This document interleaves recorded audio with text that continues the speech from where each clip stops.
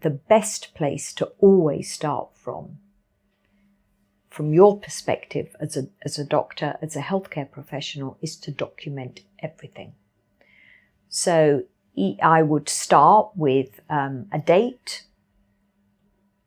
I would time, possibly, as well. That would help, AM or PM. I would initial the note, or I would sign the note. If your signature's illegible, then I would probably put in brackets after the signature your full name. I might put down my GMC number, so that if you've moved on after a while, I can track you, as it were. If you've conducted a test, and often doctors conduct tests and the test is positive, then nothing is documented. So it might be, for example, test for meningitis. Perhaps a light has been flashed in a patient's eye.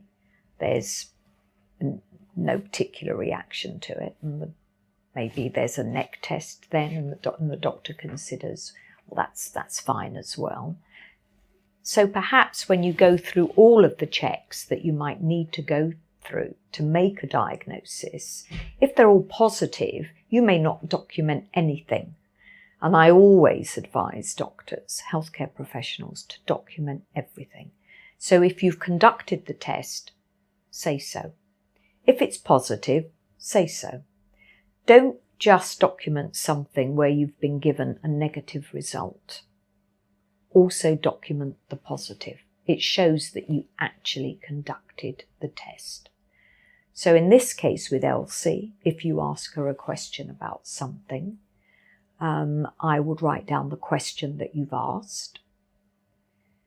I would document her reply, word for word if possible. And if you've left the question with her to see if she can retain that information, then I would go back, I would ask the question again, and I would put down in the notes that you revisited that question and how many minutes later you revisited that question. So I would make your answer as full as possible. I wouldn't use abbreviations unless they're commonly used abbreviations. So I wouldn't use your own abbreviations. You might have your own shorthand. But if 5, 10, 15 years later, someone is coming to look at those notes and they're not common abbreviations, they're only shorthand to you, you may not even remember the shorthand.